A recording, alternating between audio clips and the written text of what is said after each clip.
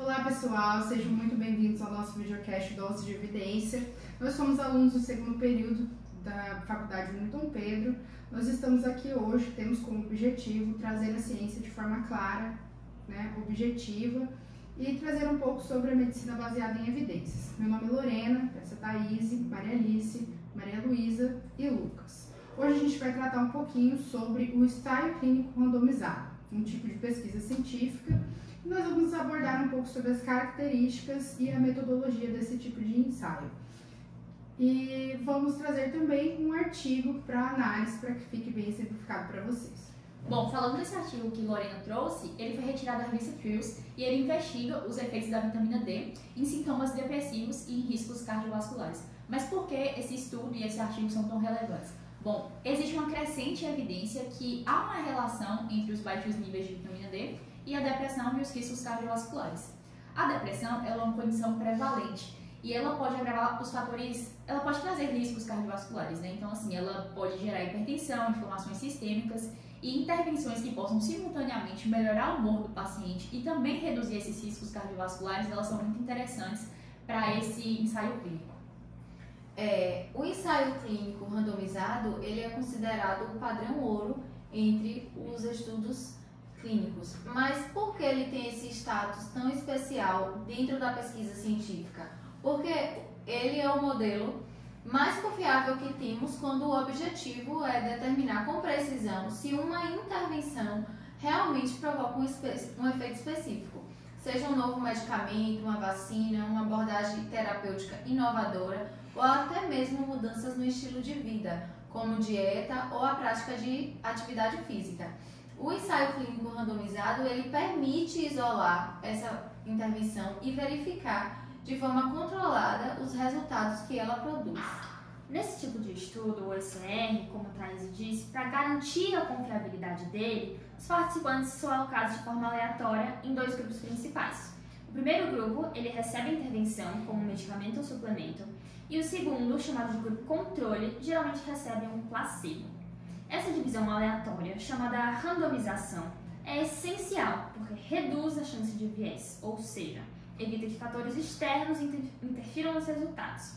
Dessa forma, conseguimos ter uma avaliação mais fiel sobre se o efeito observado realmente foi causado pela intervenção testada. No caso do artigo que trouxemos para análise, ele trata da investigação sobre o uso de vitamina D como intervenção terapêutica para pessoas com diagnóstico de depressão. Nesse estudo, o grupo de intervenção recebeu doses regulares de vitamina D e o grupo controle recebeu placebo. O que seria o placebo? É uma substância visualmente idêntica para que esse grupo, chamado controle, possa fazer uma base de raciocínio para as hipóteses dos pesquisadores, para evitar o viés de expectativa. Essa técnica do uso do placebo evita exatamente isso, o viés de expectativa, tanto por parte dos participantes quanto dos pesquisadores, garantindo uma maior confiabilidade dos resultados, especialmente em tipos de estudo duplo cego.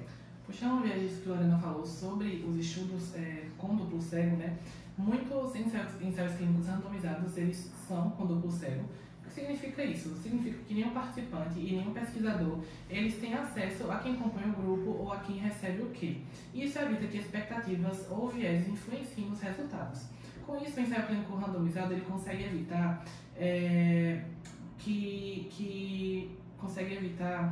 os efeitos de intervenção. Isso, justamente. Oferecendo evidências robustas e confiáveis e que muitas vezes podem ser utilizadas, no caso, para decisões de saúde pública e também para futuros medicamentos e também para atualizações de diretrizes clínicas. Bom, agora explicando um pouco sobre como foi feito o estudo, foram analisados 224 adultos entre 18 e 60 anos e todos diagnosticados com depressão. Foram divididos entre os dois grupos, como já foi dito, o grupo controle, que recebeu o placebo, e o grupo que recebeu a vitamina D. E esse período de estudo durou 6 meses. Então, um dos grupos recebeu a vitamina D semanalmente, enquanto o outro recebeu apenas o placebo.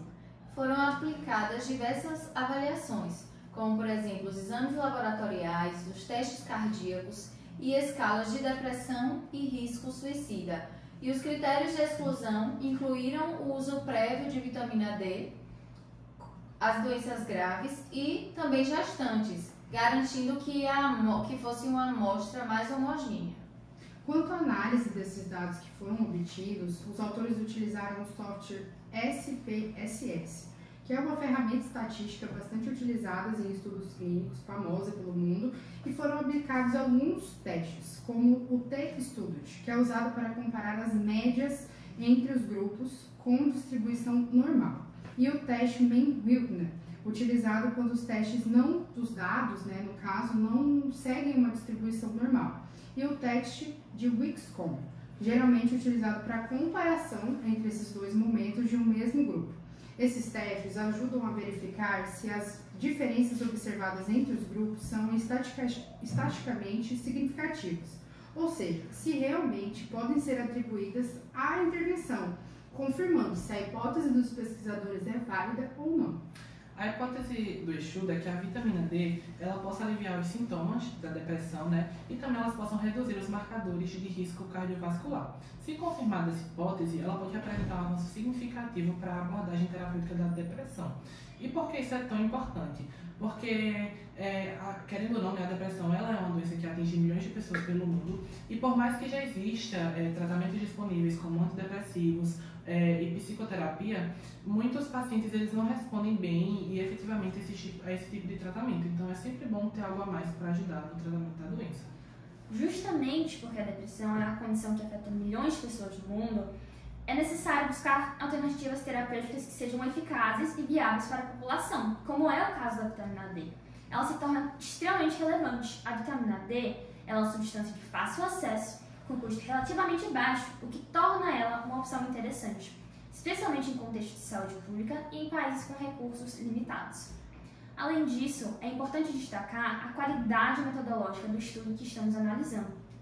Ele foi cuidadosamente desenhado, com critérios rigorosos de inclusão e exclusão, o uso do placebo, a aplicação do modelo duplo cego e, por fim, uma análise estatística bem estruturada. Tudo isso contribui para que os resultados obtidos tenham alto grau de confiabilidade e possam, futuramente, embasar decisões clínicas com maior segurança. Então, fazendo uma síntese da fala de Lucas e de Maria Luísa, se os efeitos do uso da vitamina D forem positivos, a vitamina D ela pode ser usada como um tratamento complementar a essas doenças, à depressão e aos riscos cardiovasculares, integrando-se às terapias já existentes, que no caso são os antidepressivos e a mudança do estilo de vida. Essa abordagem ela pode potencializar os efeitos terapêuticos, aliados aos que já existem, oferecendo uma alternativa mais segura, acessível e com poucos efeitos colaterais, como já foi dito aqui. Então, o ensaio clínico randomizado é, sem dúvida, uma ferramenta muito poderosa da medicina baseada em evidências, porque é por meio dele que conseguimos transformar as incertezas em respostas confiáveis e hipóteses em práticas que realmente fazem diferença na vida das pessoas. Ele representa o compromisso da ciência com a ética, a precisão e, acima de tudo, com o cuidado centrado no paciente.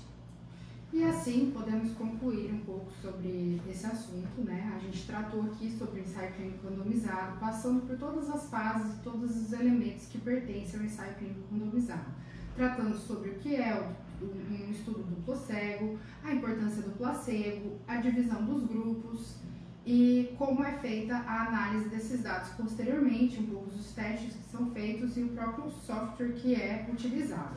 Então, assim, a gente reforça a importância da pesquisa científica como base para os avanços da medicina e na saúde pública, sendo o ensaio clínico uma ferramenta poderosa para transformar hipóteses em evidências, e garantir que as nossas práticas médicas possam ser cada vez mais eficazes, Então, quando um pesquisador supõe uma hipótese, ele se faz necessário desse tipo de pesquisa científica para que isso possa ser incluído no mundo médico, A gente tem aí uma grande relevância de artigos científicos, como o próprio que a gente usou aqui, são artigos que têm bases em PubMed, Cielo, que são estudos com garantia, com confiabilidade.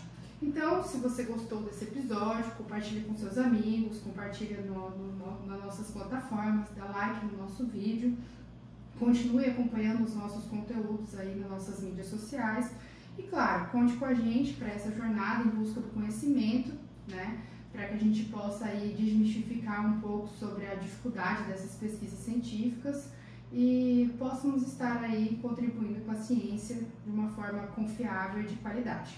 E até a próxima. Tchau.